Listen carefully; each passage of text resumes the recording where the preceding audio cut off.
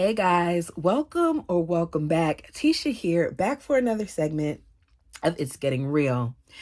Most of the time when we hear about DV, we automatically think of women that are harmed by men. So today I decided to do something a little different. I decided that we need to talk about a man that was harmed by a woman. In my opinion, in this case, justice was not served. Had this been a situation where a man was doing the things that was done to a woman, it would have been different.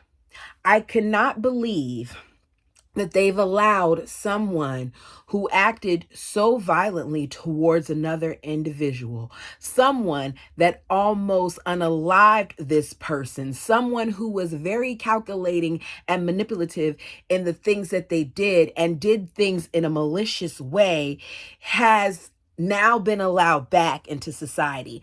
I'm just telling y'all right now what the ending is, which is that she's going to do some time, but she's going to get released. And I'm telling you guys now because I want you all to pay attention to some of the things that she did, and and these things were admitted out of her own mouth when she was questioned by officers. So even though she admitted to some of the things that were said, to a lot of the things that were said, to almost everything with the exception of one thing that was said, this young lady only served 5 years.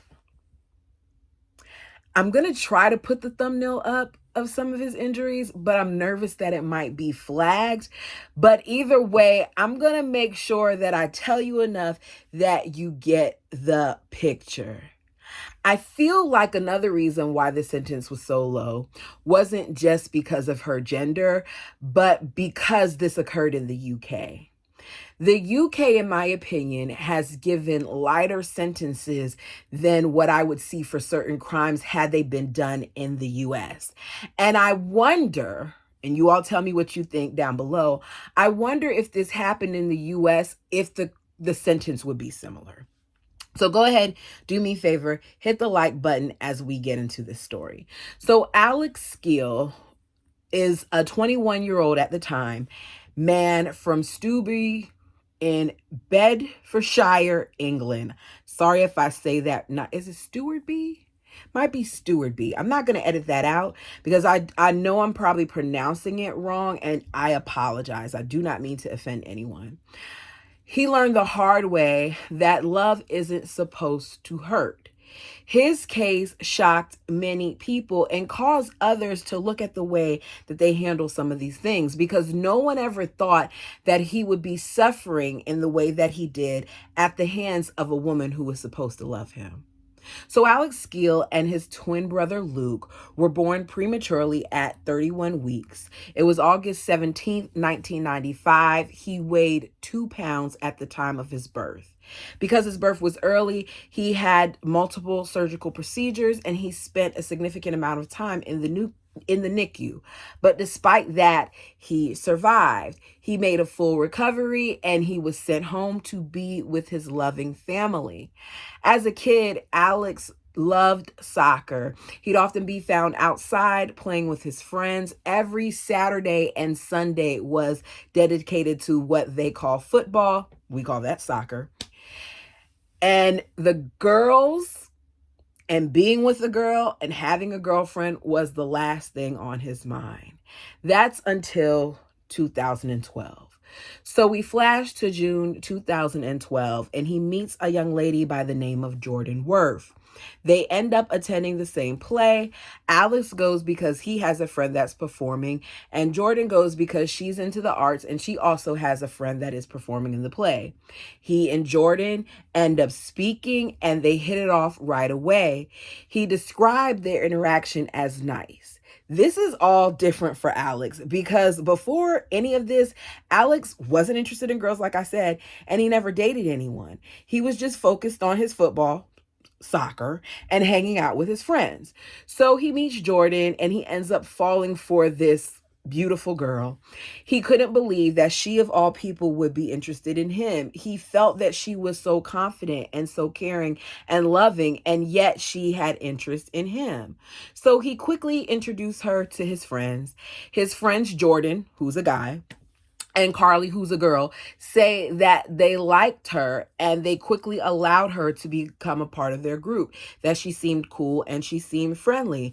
And they hung out together and they drank together and they found her to be a delight, despite her at times seeming, kind of calm and reserved and a little introverted. Because Alex liked her so much, he's like, okay, I gotta introduce her to my family. And in my opinion, that's when Jordan gets comfortable. His mother, Geraldine, says everybody liked her at first, but her behavior started to change the longer that they were together. And she would say things like she didn't understand why their family was close and she didn't get them. Alex came from a family that sat down together to have family dinners. They enjoyed being around each other. His mom, his father, his two other brothers, they were extremely close. They often would take family trips together. They spent time with each other. And Jordan hadn't experienced some of those things. After meeting his family, though, Jordan becomes very opinionated. She would talk about the clothes that he was wearing and how certain colors didn't look right on him and how she said she didn't like this and she didn't like that. Or she would tell him to put on something else. She would make comments about his hair, saying, rather than you wearing it like that, I want you to wear it like that. I would prefer that you wear it like this. There's nothing wrong with your significant other liking your hair to be a certain way. I know in the past, some of mine have been like, oh, I love it when you wear your hair out. You have so much hair. Why are you wearing braids? Why are you doing this? You can have all the opinions that you want. And sometimes for your birthday or something like that, or if I feel like it, I may take that into consideration. But there's a difference between, oh, I like this, and you demanding this. You having certain expectations of them conceding to what you want all the time. In my opinion, it's a sign of control. At the time, Alex doesn't think anything about her suggestions. He decides that he's going to go with it because he wanted to please her. He liked her, he cared about her, and he wanted her to be attracted to him. He felt like he was just compromising because in his mind, that's what relationships, this being his first one, were about. But it quickly went from him compromising to him having to do what she said, or there would be an issue. She always had all these expectations of him, while she did nothing that he desired for her to do. Alex's parents aren't into it. They're seeing some things in Jordan that they do not like. They feel like she's controlling and that she plays a lot of games. And they do what parents do, which is they kind of warn him to be careful. It's a hard position to be in as a parent. You want to tell your kids what to do, but you understand that depending on how you approach the situation, it just may push them closer to the very thing that you're trying to pull them from. So they drop it, even though they're leery of her. They still embrace her. They still allow her to come around because they want to make sure that they still are a part of their son. So he tells his parents that he notices some things about her as well, but they don't need to worry. It's going to be okay. So the family, because they're a loving family, because they understand how their son feels about this young lady, ends up deciding to take a trip to London for Jordan's 18th birthday. They go to see The Lion King. And at some point, while they're all supposed to be together, and they're all there for her, she decides to disappear. In my opinion, you want to play a disappearing act, and once we found you, you would be pulling those type of stunts by yourself, because don't play games like that. That's not a trick. It's not a key. That's not a funny thing to do. So the family spends over an hour looking for her, while she is at the hotel in the lobby laughing at them searching for her. There were clear signs that this girl was not right. So his parents told him it's not right. They don't like it. They don't appreciate it. She wasted their time. they don't understand why Alex is okay with it. But Alex is making excuses, saying, it's not a mind thing. She doesn't do this when she's with me, and she doesn't do it when she's with you, because when it's just you and her, she has you right where she wants you, which is with her. So it's August 17th, 2013. Alex and his brother Luke are turning 18 years old. His mother decides, you know what, my boys have done well. Both of them are going to university. I want to celebrate them. So she rents a hall, hires a caterer, and invites family and friends to this event for her sons. It is indeed a celebration. After all, these were her twins that were born at 30 weeks, and they've made it to see 18 years of life, and they're good young men who are doing well for themselves. Jordan is at the party, and in her jealous ways, she gets upset when she sees a particular girl there. It is her friend's, Geraldine's best friend's daughter. And she's been a friend of the family. She's there, she's attractive, and Jordan is insecure. So Jordan is like, that girl doesn't need to be here. And while everyone is dancing and the music is playing, there's a bunch of commotion going on. The young lady is 15 years old, and Jordan decides that she's going to take this time while everyone's dancing and everybody's having a good time to be nasty and to say some things to this girl. Now, what she said, we don't know, but based on what his mother says, it was uncalled for. It was so loud that the music stopped because of how loud she was as she was being argumentative at this 15-year-old girl. And to me, it's yet another sign that Alex needs to leave the girl alone. First, she tries to control your guest list. Then she picks a fight with someone who is doing nothing but trying to show up and support you and your twin brother. But Jordan, like so many other abusive individuals, is showing that she has a problem with sharing you. She does not want Alex to spend time with anyone but her. She wants him all to herself. I told you, his parents already warned him about her. And now his friend, the guy Jordan, is at the party and he's talking to him and he's like, look, I already told you about her. I'm telling you again that girl is trouble. And the fact that she did that was wrong. His other friends feel the same way. He's like, I love her. It's okay. And they're like, they don't understand why Alex can't see it. That he's feeling like they can get past it when what she did was so wrong. But Alex feels like they'll be okay. But they weren't okay, because once she got away with continuing to do these things, once she got away with creating a scene at the party and you stood by her even though she did that, Jordan knew that she had him where she wanted him. The argument at the party creates other arguments to the point where they're fighting more and more. And Jordan's reactions are getting more and more volatile to the point where she says she doesn't want him talking to anyone. Jordan ends up during an argument taking the SIM card out of his phone and breaking it in half. That for him was too much, and it was a temporary wake-up call. He realizes that his friends and family are right about her, so he ends their relationship. His friends and family are so happy that he is done with this girl. And for the next few days, he's not speaking with her at all, which doesn't seem like a big deal. It's only a couple days, but these two were inseparable for a good amount of time. So Alex is back to his normal self. He's quickly hanging out with friends and he's enjoying time with his family. But unfortunately, it doesn't last. Jordan ends up reaching out to some of Alex's friends and is like, I need y'all to bring me to Alex's mother's house.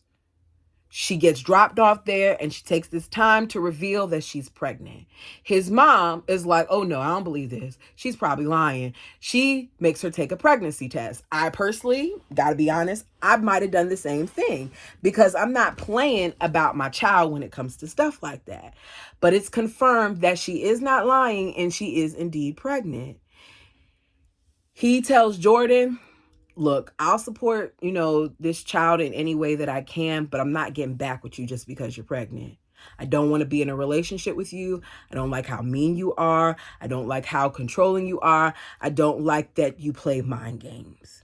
So for a year, they have very little contact with each other. Alex is thriving. Jordan gives birth to his son on May 19th, 2014. And then in August, she texts his mom, not him, but his mother, and says, "Would you like to meet your grandchild?" I think that in itself is one of those other things where why are you reaching out to his mother and not him?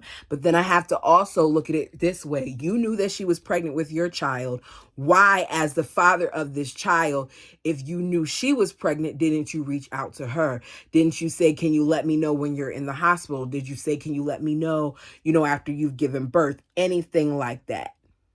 So she, the mom, of course, is like, "Yeah, I want to see my grandchild." Well, let me not say of course, because I might have been a little hesitant, but this mom couldn't wait to see her grandchild. And she pops up at the house with his son so that the family can see him without Alex's knowledge, because she has not said anything. His mom calls Alex, lets him know that the son is there, and Alex is pissed because his family allowed her to come into that home, and he feels like, why would you let her come into that home without talking to me first? But the mom is like, she's changed, and I feel like becoming a mother has changed her. I personally feel like there's a bunch of ain't-ish moms out there too. So she can appear to be a good mom, but who's to say what she'd be doing behind closed doors to a kid that is his? We got to call it like it is, because there are mothers who do that. They take out their frustration about the father of the kids on the kid. They feel like she's not acting and that she's changed and yah. But how could they know? She hadn't been around you for over a year. And everybody knows that in situations like these, that people put on their best face in the beginning. Most abusers don't come out with the abuse right away. It's gradual, right? And I feel like it's going to be gradual again. So Alex isn't buying what she's selling. He says that the first time he ends up meeting his son, he doesn't want it to be in the presence of Jordan. He doesn't want her there at all. So through his mom, they make an arrangement for him to see his son within the next week, and he's going to do so with his grandfather because he's always been extremely close to his grandfather. So he meets his son and they connect instantly. In the beginning, his interactions with his child do not involve Jordan at all, but at some point, Jordan is back in the picture. They are parenting together, and then she weasels her way into his family's house and ends up living there. I would not allow the birth of a child to create a switch like that. Get whatever rights that you need in regards to your child, because she's already shown you a little bit of who she's capable of, but he doesn't do that. So within a year, they're back together. Why do we do this to ourselves? I'm saying this because I've been there myself too. I've went back to a situation that I knew was toxic. Stop giving people who don't deserve another chance, because in most cases, they're going to show you why you left in the first place. So it's January 1st, 2015. They're back together, and things seem different. Jordan has calmed down, and Alex is seeing changes in her, admitting that at this point in their lives, this was the best that their relationship had ever been. But it doesn't take long for Alex's family to notice that there were little changes again. The same girl that she verbally attacked, she sees her while she's out driving around, and she verbally attacks her again. Alex's mom is made aware of this from her best friend. Her best friend confronts Jordan. Jordan gets upset and tells Alex that he has to choose between her and his family. I don't see how any argument could be that significant where you try to make someone choose between their mother and you, or give them that type of ultimatum. There's no explanation for that in my eyes. However, Alex chooses, no surprise there, her. He says he didn't want to lose his son. Not only does he choose her, but at the age of 19, he moves out and moves in to live with Jordan and her parents. He does not see his family for 2 years. Insane. And it doesn't take long for her to get even worse than she was before. She accuses him of doing things with other girls while they weren't together. Asks him if this girl or that girl is somebody that he saw.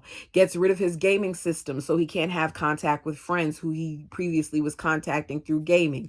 Insists that he changes his number. His mother is so desperate to get in contact with him that at some point through an electronic service, she sends him £1 and says attached to it, "I love you." And rather than getting some type of pleasant response back, she gets a response back saying, "I hate you, stay away from me." So Jordan is lying, not just to him, but to his family as well. She even goes as far as saying that her mother had found out through his mother that his grandfather had passed away, which is a big deal for Alex because he and his grandfather were thick as thieves. They were extremely close. So he is crying and weeping and mourning and really upset about the loss of his grandfather. And a few hours go by and she's like, "What's wrong with you? What do you mean, what's wrong with me? You just told me that my grandfather, whom I love, has passed." And she admits to him that she was just lying. And even though she admitted that and she pulled all of that, he still stays. I be gone. There's a reason why when you have children with people, I personally think that from the very beginning, both parties should seek 50-50 custody immediately, even if you are together, because oftentimes people stay in situations because they're scared about the loss of their children. And I really legitimately feel like that was one of his reasons for staying. So despite all the things I told you, Alex and Jordan then decide to get their own home. They move in together by themselves in 2016. As is the pattern, things are great at first.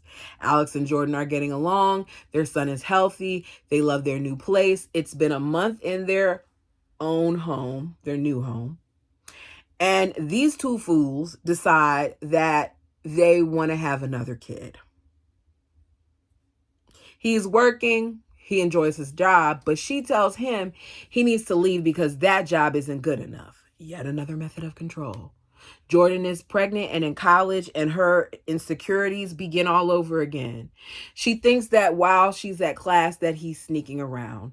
This man has decided to have another child with this woman who is saying all these things and shown him time and time again that she doesn't value him, she doesn't value his family, but yet he's deciding to create life with someone who is controlling and who is fickle, and you never know what version that you're going to get of her, and she's really, really good at putting on a show.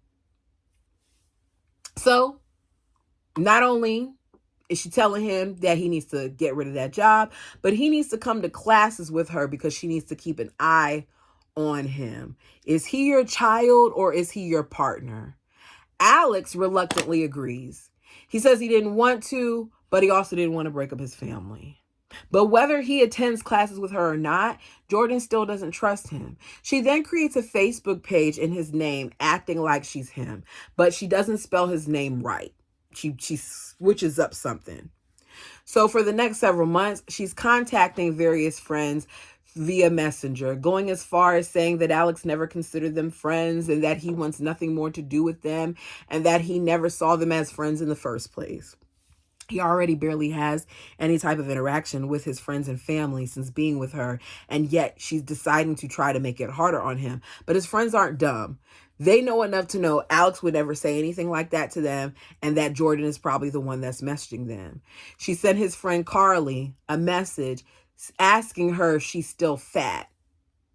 And Carly in the interview says that she said that because she knew it would hurt me, but I also knew that it wasn't Alex, that Alex would never say anything like that.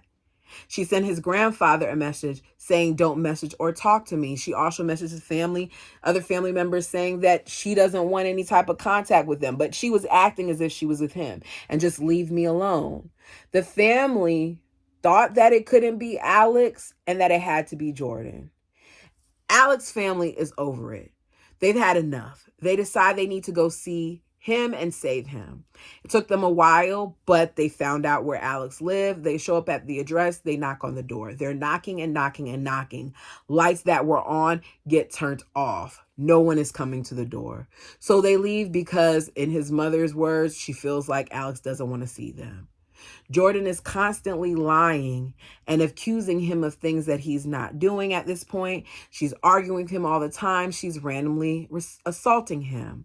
He recalls the time where they were driving in the car, and out of nowhere, Jordan picks up her hairbrush and starts to assault Alex with it. She hits him so aggressively with the brush that she ends off breaking off a piece of one of his teeth.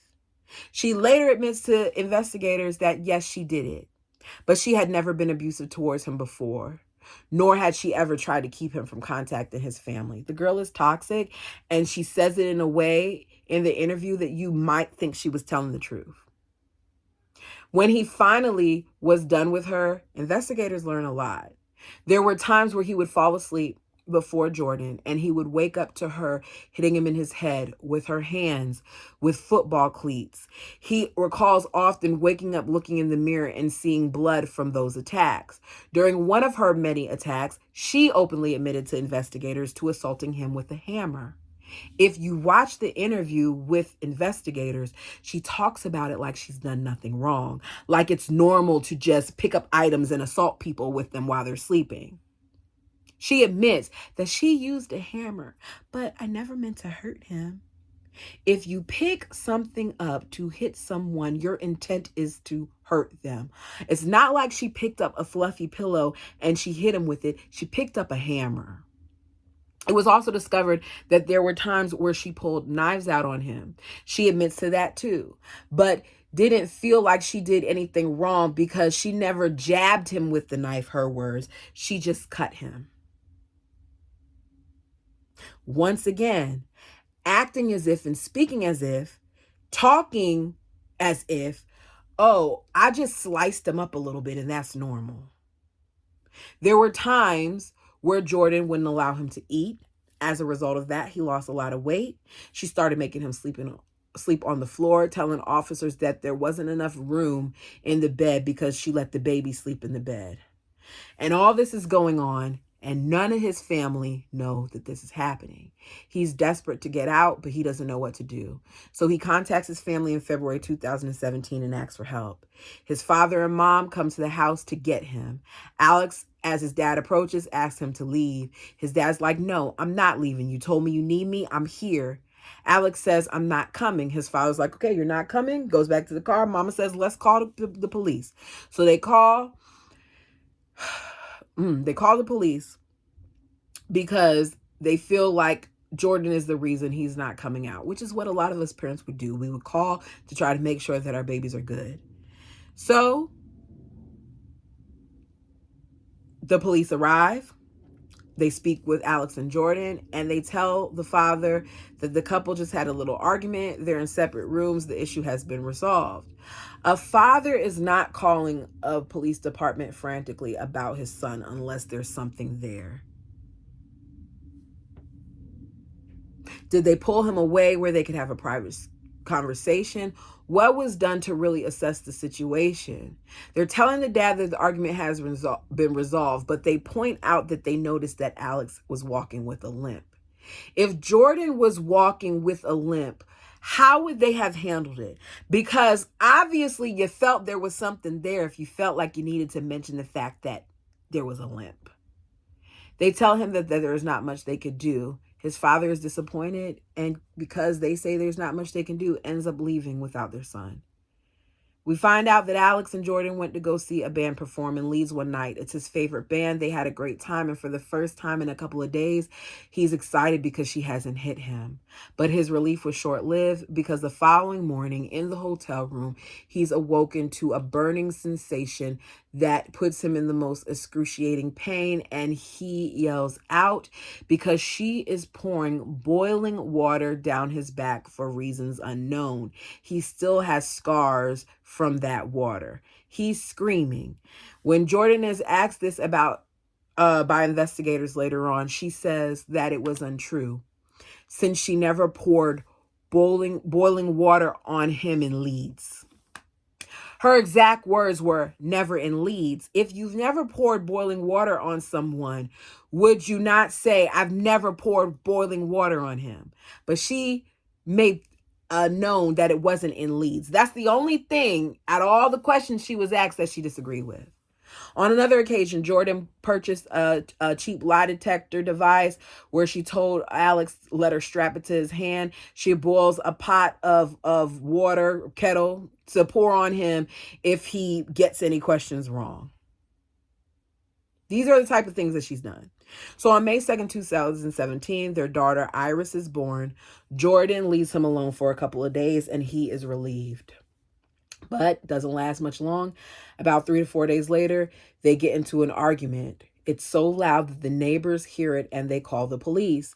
The caller tells 999, which is their version of 911 in the UK, and tells the dispatcher that someone is being assaulted. And he keeps hearing a man asking someone to stop hurting them and to get off of him. When officers arrive at the scene, they have to knock several times and call out to them several times before Jordan opens the door. Sergeant Ann Flynn says she didn't seem disheveled or distressed. She says very calmly that Alex hurt himself. She's the person that hurt him, but she says Alex did it.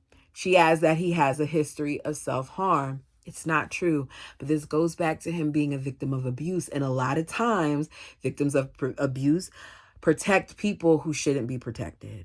So Alex is like, yes, I did it. I've done this to myself. It would later come out that Jordan had been insulting Alex with a bread knife, and in an effort to defend himself, he had put his hand in front of his face to avoid being cut. And in the process, it cut him along his arm. Very severe. After the police leave, Alex goes to a local hospital where he receives stitches.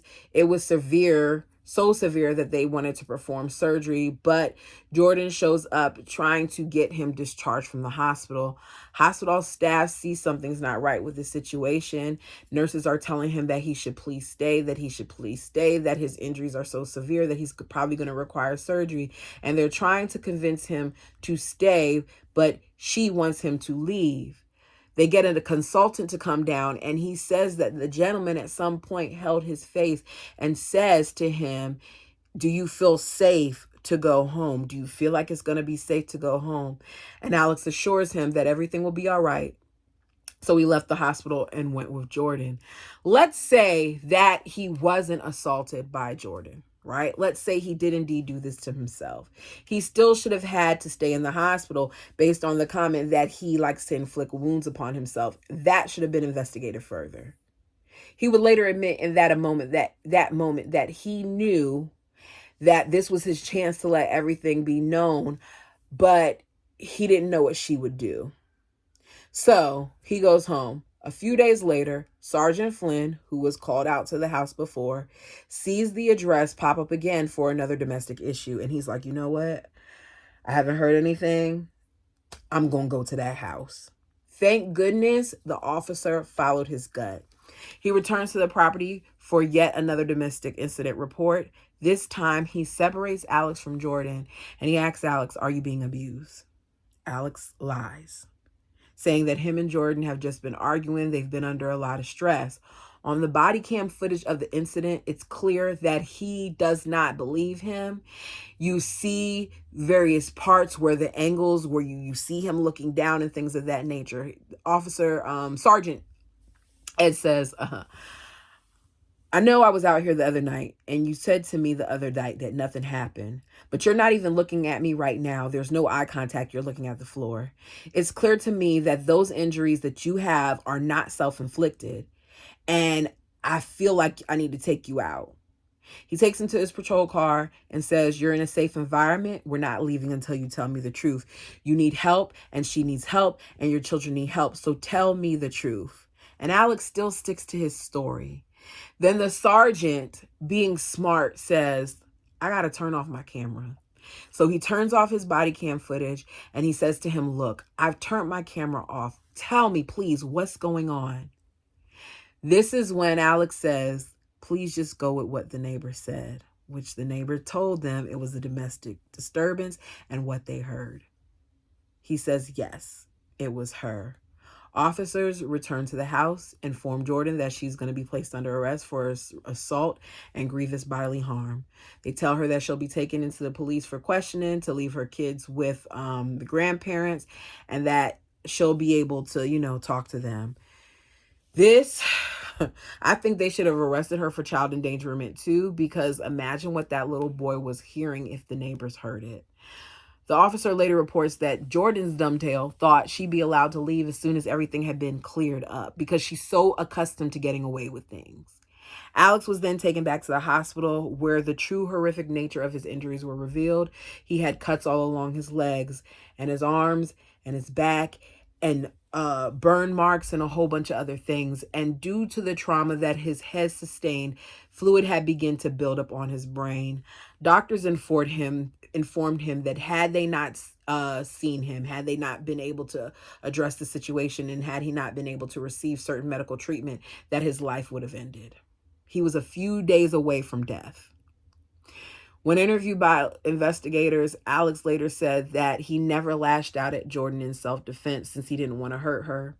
He added that he never reported the abuse since he believed it would stop one day and that their relationship would be okay. It's heartbreaking, but that is very much so the state that a lot of people who've gone through that situation feel like they can get help. It will get better. After being questioned by police and admitting to the abuse that she had inflicted on Alex, Jordan was charged with 17 counts of grievous bodily harm and controlling or coercive behavior. She pled guilty to 3 of the charges, and on April 13th, 2018, she was found guilty and given 2 consecutive 7-year sentences, which means they would be served at the same time. It should have been served at the same time. It should have been separate. She also received a 6-month sentence for controlling or coercive behavior, becoming the first woman in the UK to be convicted of that charge. She had no remorse at sentencing, and she admitted only to the fact that he never put his hands on her. After being released from the hospital, Alex moved back in with his family, and they were happy that he was home and safe, but they never knew all that he went through. His mom said when he walked into the door and he collapsed into her arms that she didn't even recognize him, that her son smelled like death. And that's because he was literally on the brink of death. Jordan was released in 2023 after serving just 5 years of her sentence. It was found that she no longer posed a risk to her surrounding community. The problem wasn't their community. The problem was him. And of course, she's not allowed to have any contact with him anymore, but I don't feel like that's enough. This wasn't just coercive behavior. It almost seemed like attempted murder. When they got him away from her, they said that it was a few days from him passing because he was so starved, his wounds were so infected, and the fluid was on his brain. I think that she would have ended up killing him if that officer, Sergeant Ed, didn't come back and check in on him. She will never be allowed to contact Alex again, and he has since become a soccer coach and is now an ambassador for a charity against domestic violence called the Mankind Initiative, and that place also sponsors his football team, amongst others. Alex has vowed to do everything within his power to spread the word of this type of abuse, but in a positive way, hoping to inspire other victims to take any opportunity they can to get out of such an awful situation that he himself once had to live through. He informs other people of the signs of domestic abuse and has since started to learn how to cope with the trauma and the memories of the abuse against him. His focus is concentrating on the life ahead of him and making sure that he creates a promising future for his children. Sergeant Ed says that he too has looked back at this situation and been more critical of himself because he should have saw what this was the first time he came out. He says often you don't think of a man experiencing this, but it's important to see the signs with them too. I personally believe that she should never be allowed to see them again. She did this in front of those children, so she should have had abuse charges. She should have all of her rights taken away. She should not be allowed to ever be able to see them again.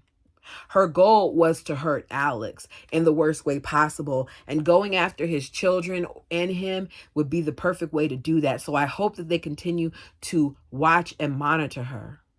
I wouldn't put it past her that she would seek him out later and do something else. But because of her calm demeanor, I don't think that they saw it that way. And that's a very scary thought. You all let me know your thoughts and opinions of this. One of the good things about this situation, unlike so many others, is that Alex did get out. So I do not have to utter those words that, I so often utter at the ends of these. And I can say that I hope that Alex continues to be a voice to those who cannot speak. I hope that he is able to cover and protect his children. And I hope that this story can just save one life, if not many more. Thank you guys so much for your time. Until next time.